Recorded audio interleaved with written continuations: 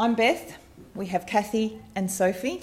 We have all embraced the idea of students as partners and have used students as partners in quite different ways, I think, but for very sort of shared goals, I suppose. And the Pentagon and the RSD framework has allowed us to run workshops with a sort of central guiding principle in terms of how we arrive at our different but very similar endpoints.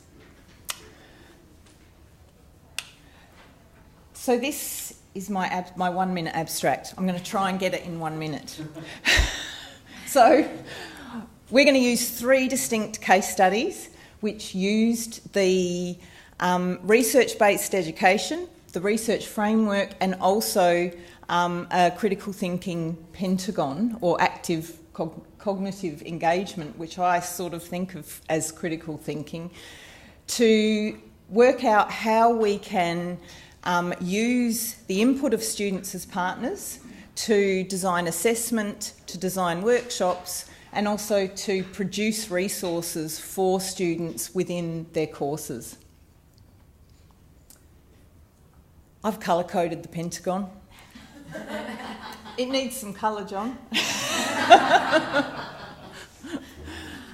This way it was easier for us to work together but also separately to make sure that all of our ideas aligned with the Pentagon.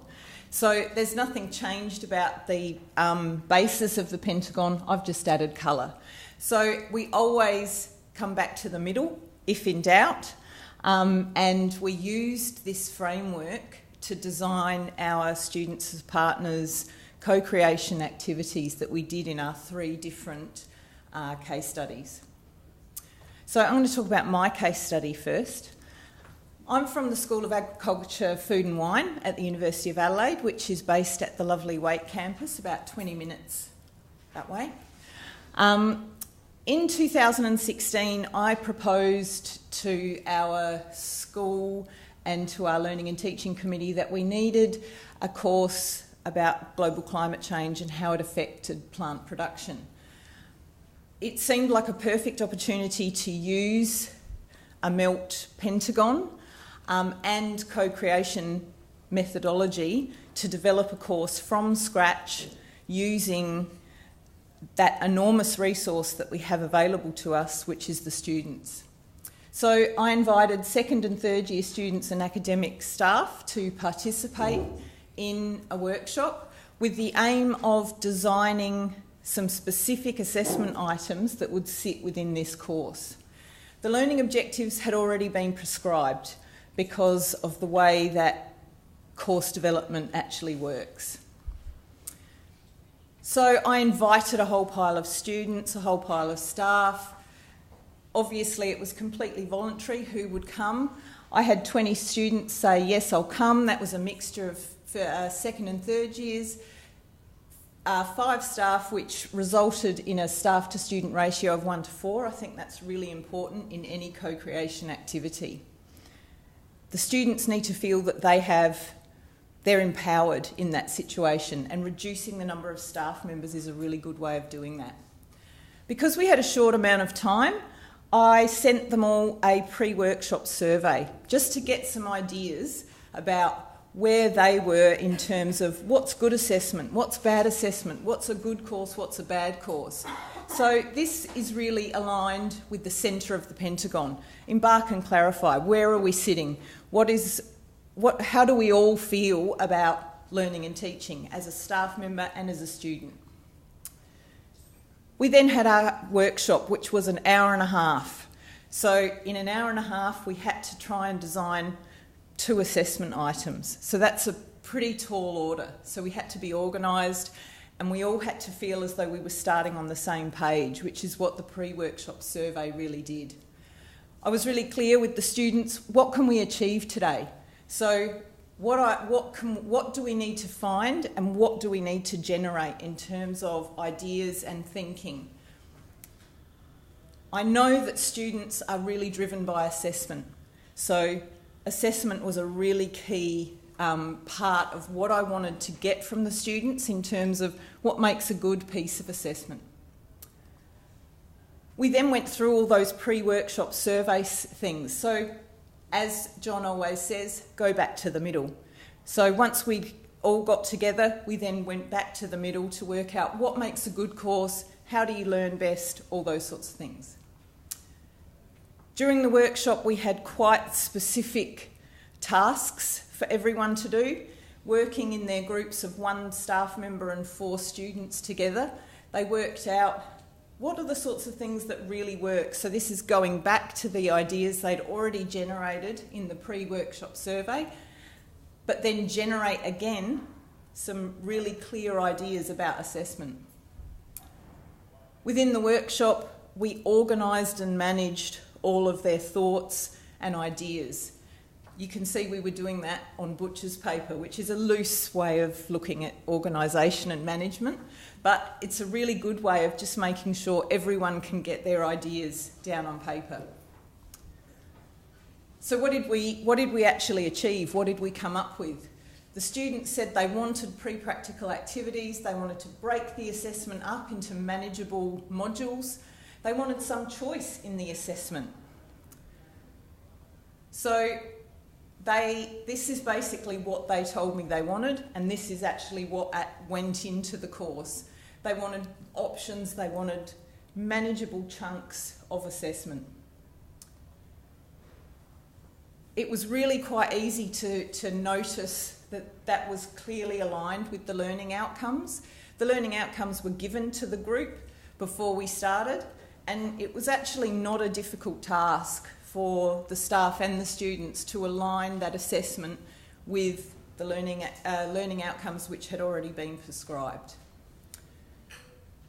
The course ran for the first time this year, and overwhelmingly the students that took the course said the assessment was the best part of the course. It was manageable. It achieved what we wanted it to achieve. So in that sense, the co-creation activity was absolutely perfect in terms of designing assessment for students. I'm going to hand it over to Sophie. Well, like Beth and Kathy, we've really been using the RSD in a lot of our courses, but after going to one of Mick's co-creation workshops last year, I was really inspired. I had this problem course that I kept on making improvements on, but still I hadn't been able to actually address the issue that we had of students still not performing to the level that we expected them to. So I thought I'd engage our students. Students had already been in that course that year, and we started off by embarking and clarifying what was the most difficult concept that students found in that course and what we were going to do about it. So the students came up with the fact that there's this concept of pathogenesis of dental diseases that it's really difficult for them to actually grasp as second year students. So they wanted to challenge themselves, and they began to find and generate their own information and then present it in a way where they thought their peers would understand it much better than what I was able to explain it to them. So they developed some pre-class videos using the Lightboard, and they decided to structure it in really small, manageable chunks. So they would do a pre-class video, they would have some interactivity, and then they'd have to come to class to then further build on those concepts. So the Lightboard videos were basically the students themselves concept mapping some of those immunological concepts that students were having difficulty. And then I would come in right at the end of the concepts and set the homework for them, so that that idea of co-creation, the idea that the teacher's right involved with the students was obvious. Students then, current students that actually watched the videos would then have to develop their own concept maps, bring them to class. So they had to basically sit there and organise and manage their new knowledge into concept maps that they understood. We then came to the class, and in the class they then had to synthesise their own new maps, new understanding with their peers. So they would compare one another's concept maps, and then they had to come up with a big new composite one of their own. Did it work? Absolutely. So here we are at the evaluate stage, and if you have a look at the participation rates, we had almost 100% of students completed the pre-class videos. In the survey responses, do you believe the videos that were produced by, the third year students have helped you break down the concepts? Everybody said yes. And then the most important thing from a teacher perspective as well is that our failure rates were somewhere between the 20 to 30% mark, but you can see how highly performing the students actually. We had a very low failure rate and lots of high distinctions. And we ran some focus groups, and again, like Beth, they absolutely loved having their peers instruct them and explain those concepts to them in a way that they could understand a lot better than what I could. So students really, I love that last bit there, students enjoyed the peer-produced content. They commented that sometimes teachers know the content so well that it's hard for them to relay it to a student in an easy-to-understand way, and they felt the other students were able to do this very well. This is the disadvantage of being last. You've got to talk really quickly. For me. I think, it's been good to see that our co-creation approaches have been at a course level, at a subject level, and this is actually at a faculty level, so it's quite scalable, but using the same sort of, framework to guide us. So this was part of a review of what we call the small group discovery experience of the Faculty of Health and Medical Science. And for those of you that are without the University of Adelaide, that's a major undergraduate group-based discovery learning project that all students have to do as part of their enrolment here at the University of Adelaide. So it was a really important thing to stop and pause. It had been mandated about 3 years ago. So in a top-down way, people were told they had to run these discovery-based learning activities for small groups. So there wasn't a lot of structure. People interpreted it as they thought it should look. And what happened, of course, was there was a wide range of quality in terms of how successful they were. So as part of a project I led last year for the faculty, we wanted to look at, after 3 years, what were the things that are probably becoming evident across the faculty that would contribute to what we would call best practice guidelines in order to contribute to a staff development workshop to improve people's small group discovery experiences. So we had a co-creation workshop. We had 48 participants, and you can see that we had not quite the 1 to 4 of Beth, but even 1 to 2 worked. I did speak to a few people and did some reading, and 1 to 1 equal amount is a little bit more of a power base in favour of the teacher. I think the students, even with a 2 to 1, feel as though that the teacher is not going to...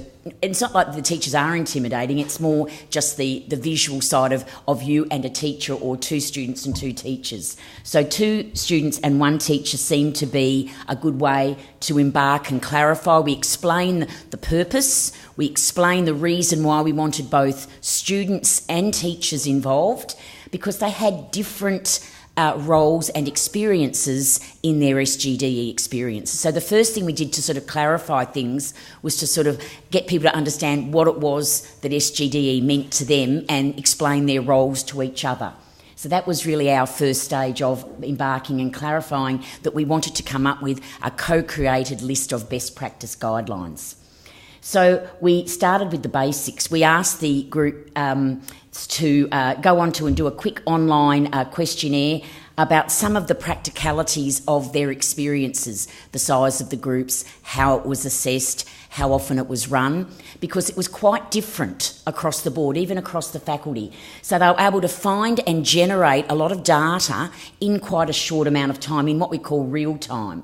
And then once we got their responses, we in real time gave them their responses, and they organised and managed that data to come up with some ideas about, well, what should, even in a practical sense, when you're designing one of these experiences, how should you set up the groups? Should they be self-selected? It seemed overwhelmingly that the best and most effective groups were ones that were actually selected by the teacher rather than students, and it was really eye-opening for the students to understand that. So it was a really great way for people to share this information. We then took it to the next level by getting them to then think about their pros and cons, so more qualitative information about the more, I suppose, critical aspects beyond the size of the groups and how they assessed it. And so once again, they entered their data and they then evaluated and reflected on that data. I won't get you to read all that.